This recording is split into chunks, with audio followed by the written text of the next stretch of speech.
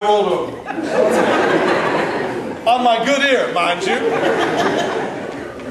And the bell rang again. And I said, oh, won't they go away? They rang a third time. I said, I wish Father Phil would just get up and answer the door already. And I found myself at that point so annoyed that I couldn't go back to sleep. And so I answered the door, and well, by the time I got there, they were gone, which made me even more annoyed. But I think we know our own experience of annoyance. You know, when someone just won't let up. They keep after you. They keep nagging at you. They keep going over the same stuff over and over again. The youngsters are so wonderful because they have no idea of what that means or what that does, that they continue to ask the endless question, why? Why is the sky blue? Well, because of the moisture in the atmosphere. Why? Because that's the way. Why? Because I said so. And I wonder sometimes if God doesn't want to be that way with us. We ask the whys. We keep asking and wondering. And if God doesn't get to a point and say, because I said so, because I am God, believe it is true. And as we come here today, we're confronted with Jesus who says, whatever you need, ask for it.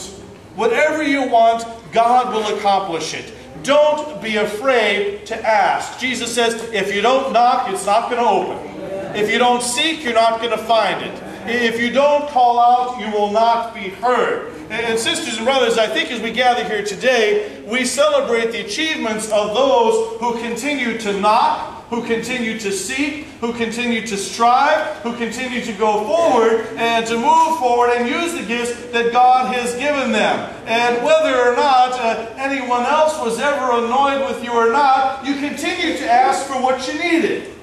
Because sometimes I think we're all afraid to ask too many times. You know, and maybe part of this is a guy thing. You know, you go into the store, you'll walk up every aisle in the store looking for what you want before you ask somebody where it is.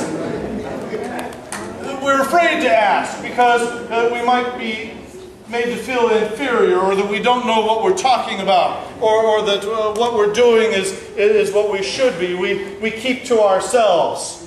And sisters and brothers, when we do that, the only one that we really hurt, the only one that we really annoy is ourselves. Because the opportunities and the ease by which we might live our lives does not set forth.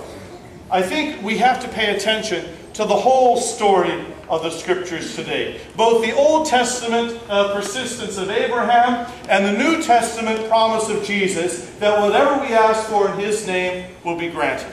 No doubt, as you worked on papers and studied for tests, that you didn't call on the name of Jesus at least once. That you didn't ask for God's help to get that paper done on the deadline, to get the homework finished, to make sure that you passed the test, that your name appeared on that diploma. I think we've all prayed at least more than once for those things and other things besides.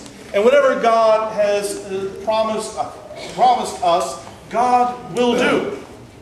If we didn't get that lesson from Abraham, we're going to get it through Jesus Christ. And Jesus makes it very clear, whatever we ask for will be granted.